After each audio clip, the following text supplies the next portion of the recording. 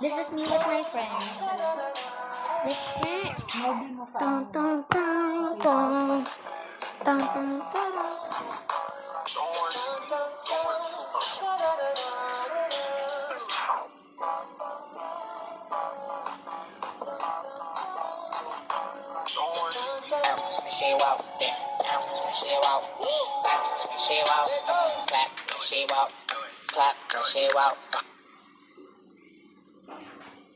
Pero nagtitext pa siya.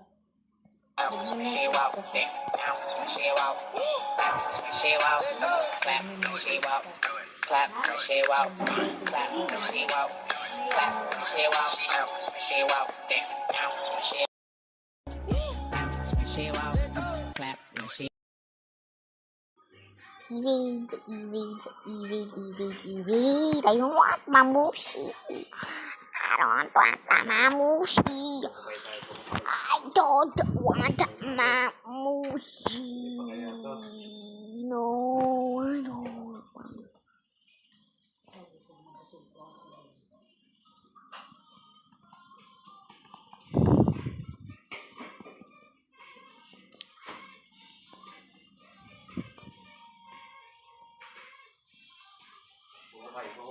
Gonna record myself playing Evade. Love Evade. I hope this is good.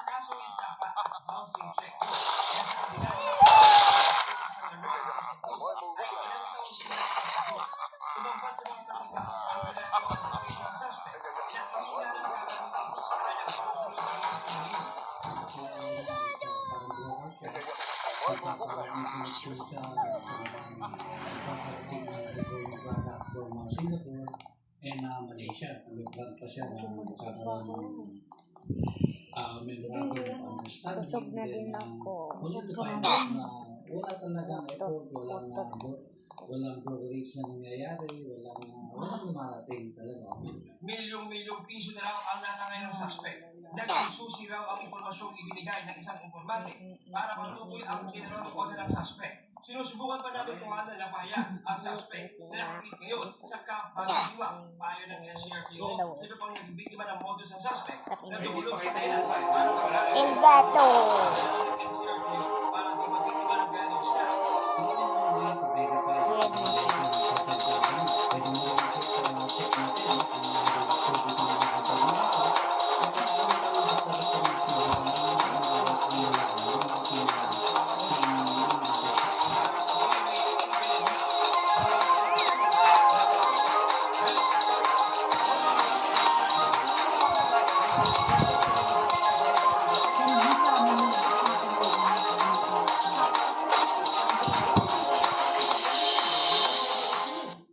Nauna nang itinanggi ni Congressman Paulo Duterte at Senate Gentleman Attorney Manz Pacquiao ang akusasyon.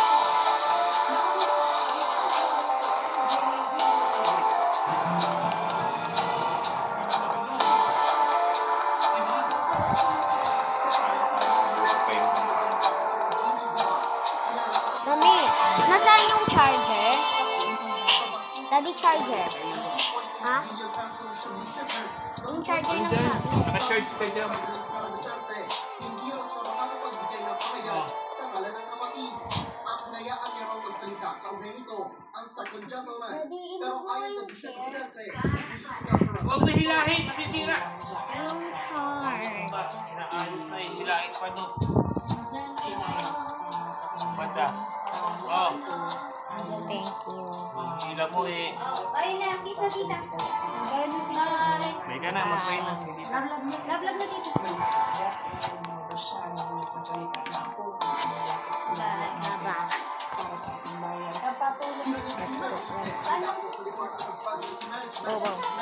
According to the vice president, sa mga siya, may mababang value utilization rates as of June 2024. Alam ko ang lowest is the House of Representatives.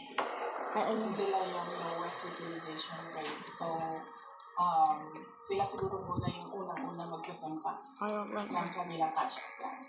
Sa mga nakalipas na araw, umubo ang usapan ng umanang impeachment laban kay VP Sara matapos sa ni Roque sa isang video na naka-upload sa social media na may maghahain niya ng impeachment laban sa Vice. Sabi ng Vice, inaasahan na niya ito. Hindi rin is bilang. Dahil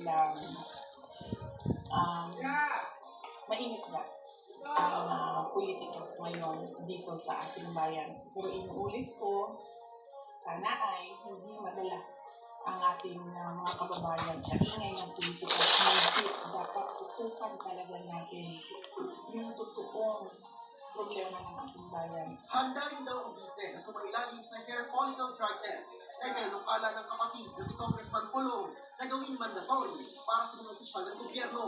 Nais daw niya makasabay sa drug test ang mga kapatid na sina Representative Pulong at Davao City Mayor Roque Duterte. Gumawa na siguro ng guidelines ng mga tao na nagde-demand ng drug test. Merong kukuha, may third party na kukuha ng kanilang sample, tapos meron din kami sarili namin sample para dalawa yung testing. Ngayong araw, nanguna si VP Sara sa book donation activity sa Davao City Library and Information Center. Dinasahan din niya ng kwentong kinamagatang isang kaibigan ang nasa natungkong mga bata mula sa iba't ibang orphanage sa Davao City.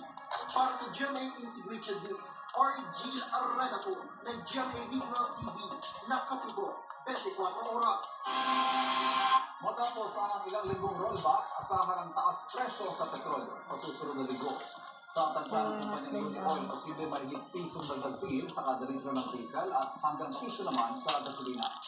Nauna ang sinabi ng Oil Industry Management Bureau ng Energy Department na isa sa mga dahilan ng taas presyo ang lumalalang tensyon sa Middle East dahil sa posibleng pagdagtig ng bansang Iran. Tatlong weekend muna sarado ang buong LRT Line 1. Maganda po ito sa pagbubukas ng Phase 1 ng LRT 1 Cavite Extension na itataunod sa Vermont. Pero may mga pasaherong hindi raw alam ang anunsyo. Nakatuto si Bam Alec. Nakababa ang steel barrier at may mga nakapaskil na abiso sa LRT Monumento Station kanina alas 6 ng umaga. Simula ngayong Sabado, sarado ang buong LRT Line 1 ng 3 weekends para pagandahan ang pagbubukas ng LRT 1 Cavite Extension Phase 1 sa last quarter ng taon. Dito dudugtong ang Cavite Extension Project sa LRT Baclaran. Ayon sa pamanuan ng Light Railway Manila Corporation, tututukan nila ang integration ng signaling system ng bagong linya mula yan sa Retentory Masiyan Station sa May Baclaran ayan sa Dr. Santos Station sa Misugan, Paranaque.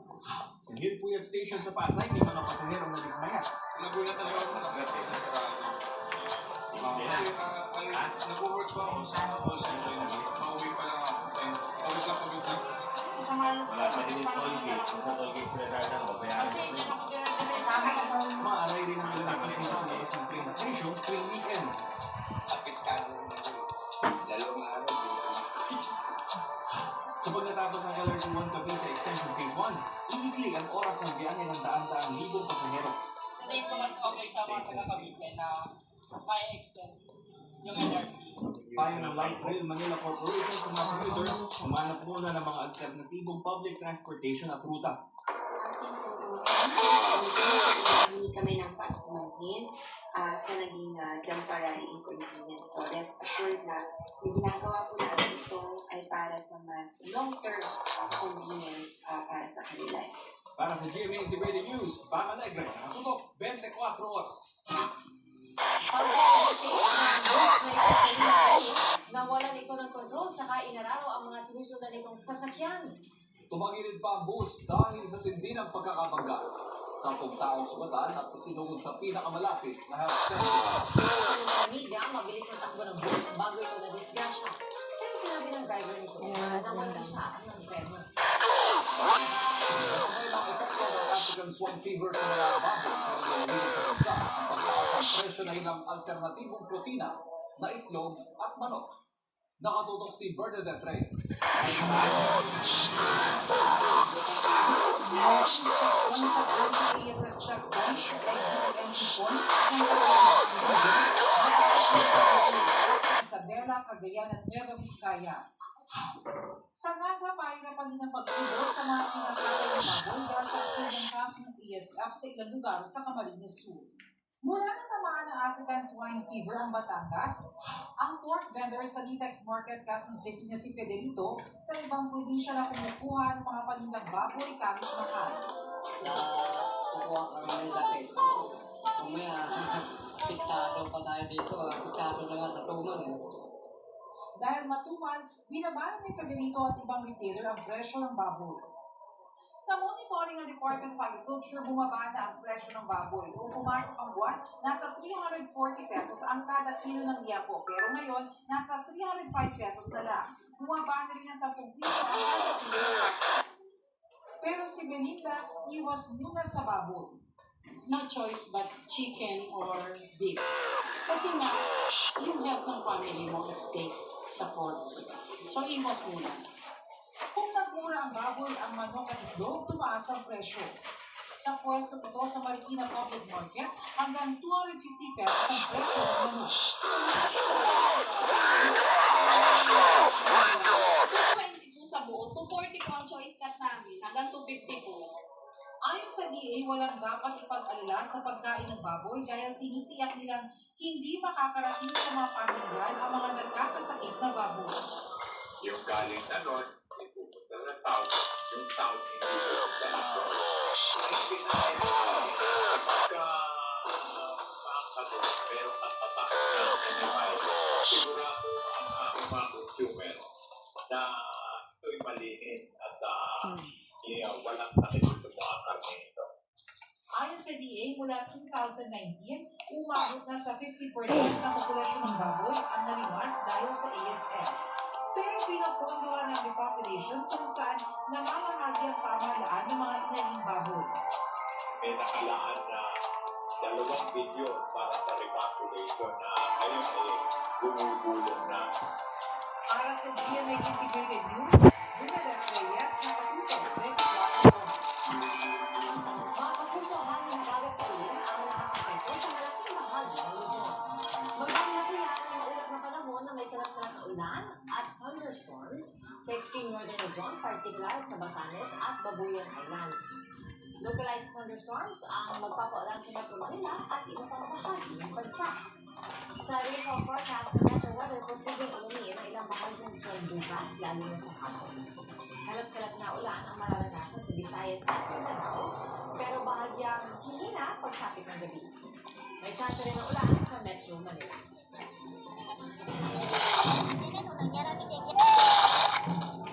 Walang pa rin ang hidwaan sa Southern Lebanon. Pinongtirya ng Israel ang mga sinasabing kusa o taguan na armas ng Hezbollah, grupong kaalado ng Hamas sa Palestine. Sa panibagong airstrike ng Israel, nasa 10 na ang patay habang 5 sugatan. Pero ayon sa Lebanese Health Ministry, nadamay ang ilang sibilyan. Tumaas ang tensyon doon na may 12 batang nasawi sa Golan Heights na okupado ng Israel dahil sa rocket attack na sinisisi sa Hezbollah. Ang Philippine Embassy sa Lebanon naglabas ng evacuation notice o abiso sa mga Pinoy na agad lumikas habang bukas pa ang mga kaliparan. Kung hindi raw makakalis, lumipat na sa mas ligtas na lugar. Matapos ang paglaban sa Paris Olympics, may mas malaking misyon sina Pinay gymnast Aliyah Penigan at Emma Malabuyo. Balik training camp na sila para humuli ang kabataang naghahangad ng mga humusay na atleta. Nakatutok si JP Sorian. Police artistic gymnastics sa 2024 Olympics. Nakakabala naman sa pagtuturo sa mga kabataang gymnast ang Olympians na sina Aliyah Pinigan at Emma Malabuyo sa training camp ng Gymnastics Association of the Philippines sa Ibamus, Maynila. Ibinahagi nila ang kanilang world-class gymnastics techniques. Parte rin ito ang advokasyon ng Aliyah at Emma na makatulong sa paghubog ng next generation gymnasts ng Pilipinas.